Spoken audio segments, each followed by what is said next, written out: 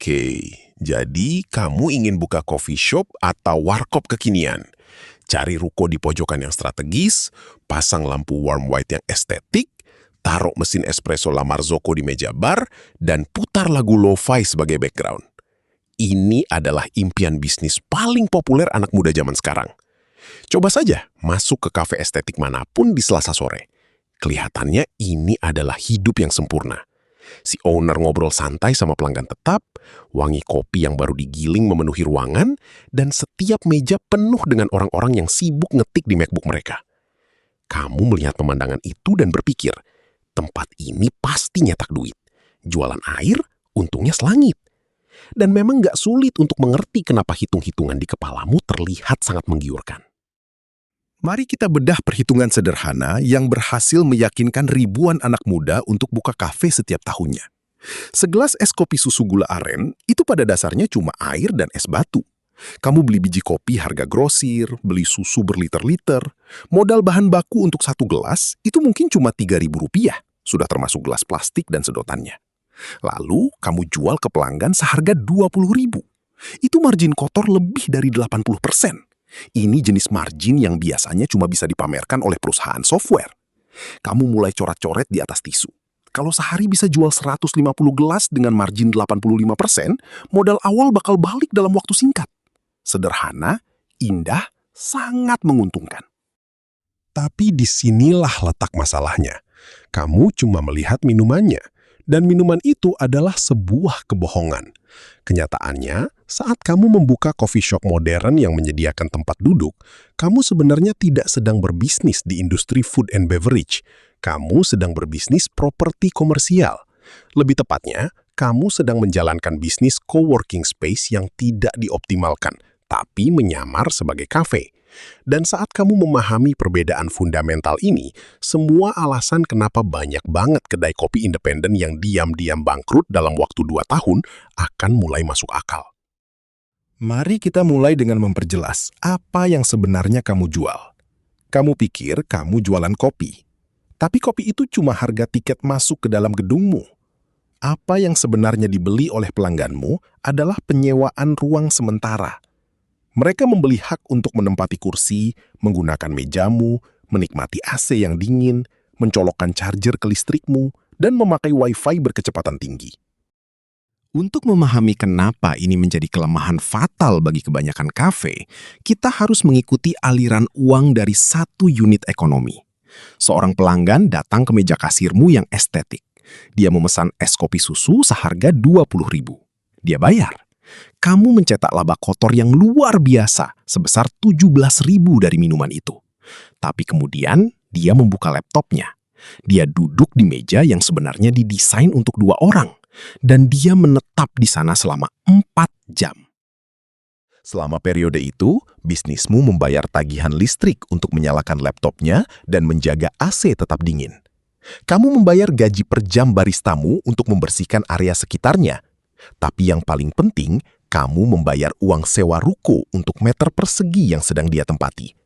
Sebuah bisnis retail bertahan hidup dari satu metrik yang sangat kejam, revenue per square meter, atau pendapatan per jam untuk setiap kursi yang tersedia. Kalau kamu punya kafe dengan 30 kursi, dan 15 kursi diantaranya diduduki oleh orang-orang yang cuma beli satu es kopi susu Rp20.000, lalu nongkrong selama 4 jam, berarti kursi-kursi itu cuma menghasilkan Rp5.000 per jam. Sementara itu, fixed cost atau biaya tetapmu, sewa ruko, gaji karyawan, listrik, penyusutan alat, terus berjalan dengan tarif per jam yang jauh lebih mahal. Kamu telah membatasi potensi pendapatanmu, karena inventaris utamamu bukanlah biji kopi. Inventaris utamamu adalah kursi. Dan ketika kursimu penuh oleh orang-orang yang tidak membeli apa-apa lagi, bisnismu secara teknis sold out, tapi kamu kehilangan uang setiap menitnya. Kamu mendesain kafemu untuk menjual vibe estetik yang chill. Kamu pakai sofa yang empuk, pencahayaan yang hangat, dan dekorasi yang menyambut. Kamu secara aktif mengundang orang untuk bersantai dan berlama-lama.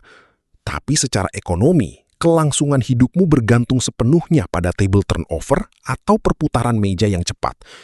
Jauh di dalam hati, Kamu butuh mereka segera menghabiskan kopinya dan pergi dalam waktu 45 menit, supaya pelanggan baru yang mau bayar bisa duduk. Kamu terjebak dalam model bisnis yang secara aktif bertarung melawan teknik marketingnya sendiri. Dan ini belum membahas mesin operasional di balik meja bar. Mesin espresso yang kamu pikir cuma alat biasa itu, mesin komersial 2 grup dan sepasang grinder profesional, harganya bisa dengan mudah tembus 150 juta. Itu adalah pengeluaran modal yang sangat masif untuk sebuah bisnis yang jualan barang seharga 20 ribuan. Lalu datanglah biaya renovasi. Mengubah ruko kosong menjadi kafe Instagramable butuh pengerjaan kayu custom, instalasi pipa air komersial untuk sink, kelistrikan daya tinggi untuk mesin, dan desain interior. Kamu seringkali sudah minus ratusan juta rupiah, bahkan sebelum berhasil menjual 1 gelas kopi pun. Jadi, bagaimana jaringan kopi besar bisa bertahan? Bagaimana franchise kopi raksasa membuat hitung-hitungannya masuk akal? Mereka paham soal skala, dan mereka sangat mengerti apa yang sebenarnya mereka jual. Kalau kamu perhatikan jaringan kopi modern yang sangat profitable, mereka secara agresif mendorong model take away, dibawa pulang, dan delivery, pesan antar. Mereka mengecilkan ukuran toko untuk meminimalkan biaya sewa. Mereka cuma menyediakan sedikit tempat duduk, seringkali malah pakai kursi stool yang tidak nyaman, untuk memastikan perputaran pelanggan berjalan cepat. Mereka tidak menjual tempat nongkrong. Mereka menjual kafein dan gula seefisien mungkin ke tubuhmu. Sebaliknya, kalau sebuah bisnis benar-benar ingin menjadi third space, tempat orang duduk dan bekerja, mereka mengubah struktur ekonominya.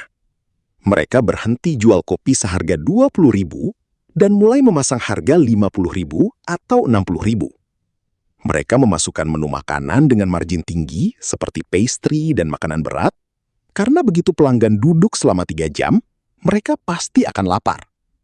Di titik harga premium, bisnis tersebut dengan jujur memasukkan biaya sewa properti ke dalam harga secangkir kopi. Tapi pemilik kafe independen yang mencoba menawarkan estetika premium dan kursi untuk nongkrong 4 jam di harga 20.000, pada dasarnya hanya menyubsidi gaya hidup pelanggannya pakai tabungannya sendiri. Ini membawa kita pada resiko terbesar dari impian buka coffee shop. Karena buka kafe adalah fantasi bisnis paling umum bagi anak muda. Hambatan untuk masuk terasa sangat rendah. Semua orang merasa bisa melakukannya. Hasilnya, persaingan yang super jenuh di hampir setiap lingkungan. Dan ketika ada 5 kafe estetik di jalan yang sama, kekuatan untuk menentukan harga hilang sepenuhnya. Kamu nggak bisa menaikkan harga untuk menutupi biaya sewa properti, karena pelangganmu akan dengan gampang jalan kaki ke toko sebelah yang masih rela bakar uang alias rugi demi mendapatkan mereka. Kalau kamu mau terjun ke industri ini, kamu harus memutuskan kamu ada di bisnis apa sebenarnya. Apakah kamu berada di bisnis manufaktur bervolume tinggi, menyulap air dan biji kopi menjadi gelas take away secepat mungkin, atau kamu berada di bisnis hospitality premium, memasang harga tiket masuk yang cukup tinggi untuk membenarkan ruang indah yang sudah kamu bangun? Kamu tidak bisa melakukan keduanya, dan kamu jelas tidak akan bisa bertahan hidup dengan menawarkan fasilitas hospitality premium di harga take away. Ketika kamu masuk ke coffee shop yang ramai, didesain dengan indah, dan melihat setiap meja dipenuhi laptop, jangan langsung berasumsi kamu sedang melihat bisnis yang sangat menguntungkan.